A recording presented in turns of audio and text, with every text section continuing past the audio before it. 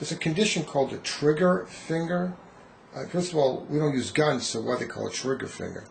Trigger finger is because when a patient bends the finger clicks into a bent position and then it jumps back into straight position. And sometimes it clicks into bent position, then the patient cannot straighten it out at all. And sometimes the patients are stuck in that position and cannot use that. What causes it? Trigger finger is caused by inflammation of the tendons.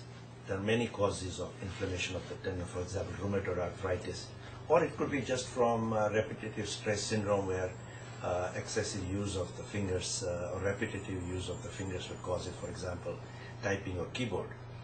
But when the finger tendon becomes swollen, it has to normally go through a tunnel into the finger. Now the tunnel remains the same size and the tendon becomes larger, so it clicks in and clicks out of the finger as you bend and straighten the finger. And how do we fix it? Majority of the patients can be treated conservatively, and I would say approximately 80% of the patients could be treated conservatively. And that would be what?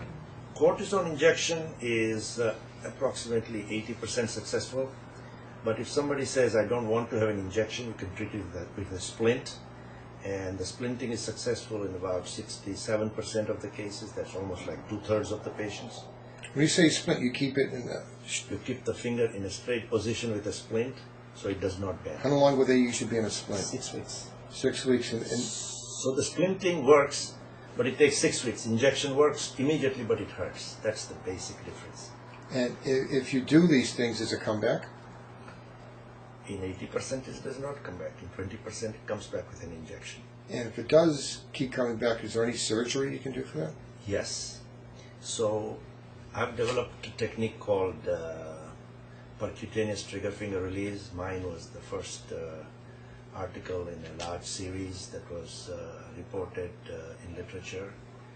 And what we did was to anesthetize just the finger area, and then take a needle, and with the needle we open up the canal from outside, and that is successful in about 95% of the cases. And so now patients who do not want to have the cortisone injection, I tell them they can have just the lidocaine injection, the xylocaine, and just release it, and so it's successful in about 95% cases. So the other 5% that do not succeed with percutaneous in the office, we do it in the operating. So basically, conservative therapy is always tried first. The last thing you do is going to do a surgical procedure. That is absolutely correct.